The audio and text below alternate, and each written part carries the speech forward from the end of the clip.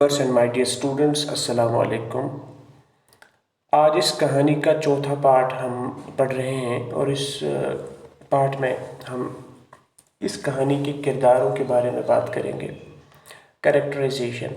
اس کہانی میں جو کردار ہیں جنہوں نے اس میں اپنا رول کیا ہے، ان میں سب سے اہم اور بنیادی کریکٹر جو ہے protagonist of the story, that is ابیلے، یا اس کو مختصر ہم ابی کہتے ہیں۔ Abi she is the grandmother of the author.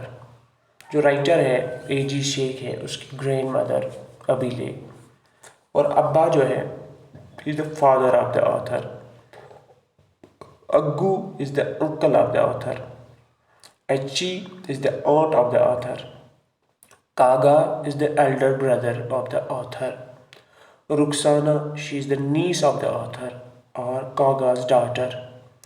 Then there is a smart girl, Dolma. She is a distant relative of the author. She is fashionable and presently lives in Delhi. Among all these characters, you are asked about the character sketch of Abili, mostly in the examination. So I will have a discussion about Abili's character. The writer Abdul Ghani Sheikh has beautifully portrayed a blend of simplicity and ignorance with modernity in his short story Abili. The character of Abili is worth contemplating, and we come across many such Abilis in our day-to-day life. A woman who has led her entire life in sheer ignorance and simplicity is suddenly exposed to the complicated and complex world of modernity. Her reaction obviously would be sometimes humorous and sometimes pathetic. The very beginning of the story shows the apprehensions and fears that haunt in the old age. عبد الغنی شیخ صاحب نے اس کہانی کو بہت ہی فنکارانہ انداز میں لکھا ہے، اور اس کہانی میں سادگی، ان پڑھگی اور دور جدید کے درمیان ایک زبردست امتزاج پایا جاتا ہے۔ ابیلی کا کریکٹر اس سٹوری میں قابل غور ہے، اور ابیلی نے جو اس میں کردار نبھایا ہے، ایسی ہی ابیز، ایسی ہی بوڑھی مائیں ہم اپنی روزمرہ زندگیوں میں ان کو دیکھتے ہیں۔ اندازہ کیجئے ایک ایسی بوڑھی اماں جو آپ کے سامنے ہے اور اس نے اپنی پوری زندگی میں جہالت میں، اندھیرے میں، ان پڑھگی میں گزاری ہے، اور اتنی سادی عورت یا کوئی بھی ایسے لوگ جب اچانک ان کو ایسی کمپلیکیٹڈ اور کمپلیکس ورلڈ آف ماڈرنٹی، دور جدید میں جس میں اتنی ٹیکنالوجی ہے، اس میں ان کو رکھا جاتا ہے، تو یقیناً ان کا ریئیکشن ایسا ہی ہوگا۔ آپ کبھی ہنسیں گے تو کبھی روئیں گے۔ کہانی کے آغاز میں ہی ہمیں اندازہ ہو جاتا ہے کہ ایسی بوڑھی امائیں ہر وقت ایک خوف میں، ایک ڈر میں رہتی ہیں کہ کہیں کوئی حادثہ نہ ہو جائے، کہیں کوئی مشکل نہ پیش آ جائے، تو یہ بڑی فکر مند رہتے ہیں اپنے بچوں کے حوالے سے۔ At the same time, we are also introduced to the indifference of others towards Abili. The younger generation mostly fail to understand elders' love for them, and when they realize it, it's only too late.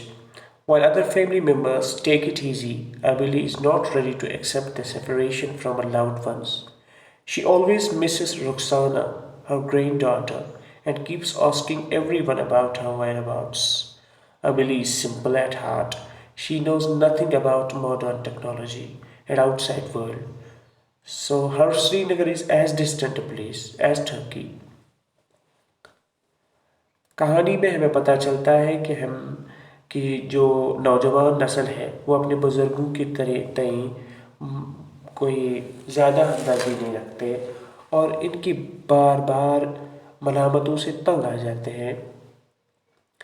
دراصل نوجوان اپنے بزرگوں کے خیالات کو سمجھ ہی نہیں پاتے ہیں کہ وہ ان سے کتنی محبت رکھتے ہیں اور ان کا کتنا خیال رکھتے ہیں، اور جب وہ اس چیز کو اب سمجھتے بھی ہیں تو تب تک بہت دیر ہو چکی ہوتی ہے، جب وہ خود بڑھاپے تک پہنچ جاتے ہیں۔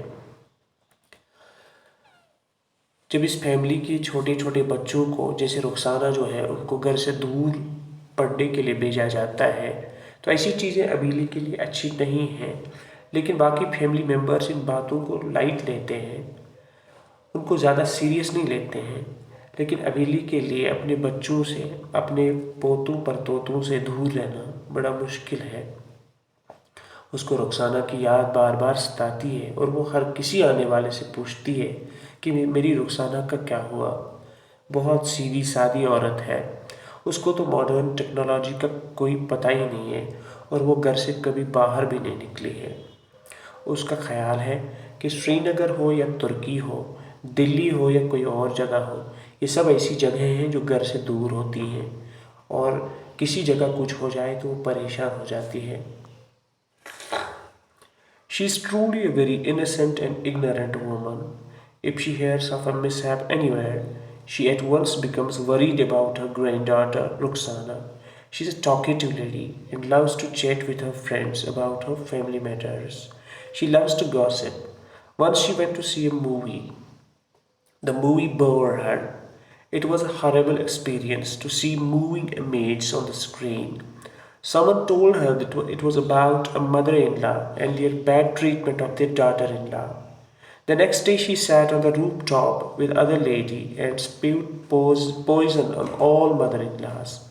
Such was her innocence that she failed to understand that she herself was someone's mother-in-law. Abili also suffered from the fear of crowds.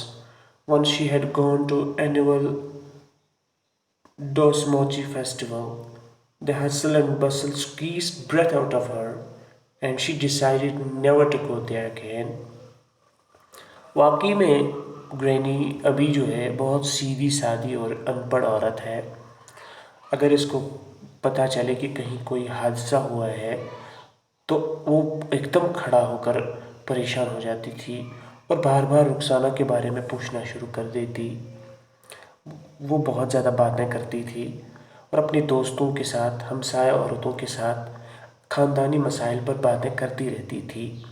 اس کو باتیں کرنے میں مزہ آتا تھا۔ ایک دفعہ ایسا ہوا کہ اس کو سینما ہال لے جایا گیا تاکہ وہ ایک مووی دیکھے۔ جب اس نے مووی کو دیکھا تو وہ تنگ آ گئی، اس کو مزہ نہیں آیا اور کسی نے اس کو سمجھایا کہ کہانی کیا تھی۔ پہلی بار جب ابھی اسکرین پر بڑی بڑی شکلیں دائیں بائیں گھومتی دیکھتی تھی تو اس کا سر چکرانے لگا، اس کے سر میں درد پیدا ہو گیا۔ پھر کسی نے اس کو سمجھایا کہ اس کہانی میں ایک ساس اپنے بہو کو بہت تنگ کرتی تھی اور ان کے خاندانی مسائل بہت خراب تھے۔ جب یہ واپس آ گئی تو اگلے دن اپنے چھت پر چڑھی اور اپنی ایک ہمسایہ عورت کے ساتھ باتیں کرتے ہوئے وہ تمام ساسوں کے لیے زہر اگلنے لگی۔ اس کا خیال تھا کہ ایسی ساسوں کو مر جانا چاہیے۔ اس کی سادگی نے اس کو یہ بھی بھلا دیا وہ بھی کسی کی ساس تھی۔ اس کے علاوہ ابھی کو ہجوم کا، کراؤڈز کا بڑا ڈر تھا۔ ایک بار جب وہ اپنے گھر سے نکلی اور لیہ کے لیے چلی جہاں ڈوسموچی فیسٹیول میں اس کو شرکت کرنی تھی، لیکن وہاں جو ہسل اینڈ بسل تھا، وہاں جو شور شرابہ تھا، وہاں جو رش آف پیپل تھا، اس کی وجہ سے اس کا دم ہی گھٹ گیا اور اس نے فیصلہ کر لیا کہ وہ اگلی بار کبھی اتنے بڑے ہجوم میں نہیں جائے گی۔ She's a lovely granny. Once she heard that there were floods in Srinagar, such was her love for her granddaughter that she ventured out of Hamlet, which she had never done before, owing to some fears, just to know about the well-being of her granddaughter. Once convinced, she became so restless to go back to her home that compelled the author to purchase return tickets on this very same evening. اس کو اپنے بچوں کے ساتھ بہت زیادہ محبت تھی۔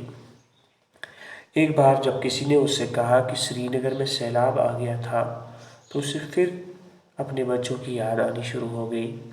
Particularly Rukhsana کا تو اسے بہت خیال رکھنا پڑتا تھا۔ اس نے اپنے بچوں سے کہا کہ مجھے سری نگر لے چلو، میں اپنی رخسانہ کو دیکھنا چاہوں گی۔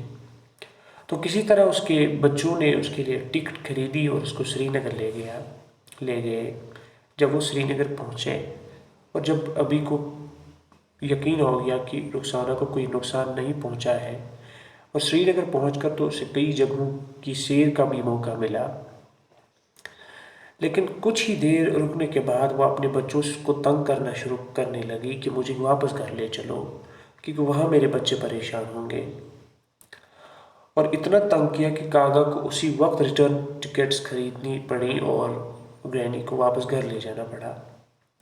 اس ہمیں اندازہ ہو جاتا ہے کہ اس کہانی میں جو گرینی کا جو کریکٹر ہے، اسے ہمیں پتہ چلتا ہے کہ ہمارے بزرگ جو ہیں ان کے لیے سارے بچے سیم ہوتے ہیں، اپنے بچے ہوں یا بچوں کے بچے ہوں، پوتے ہوں، سیم ہوتے ہیں۔ انہیں ہر کسی کا برابر خیال ہوتا ہے، کوئی ان کے لیے زیادہ پیارا اور کم پیارا نہیں ہوتا۔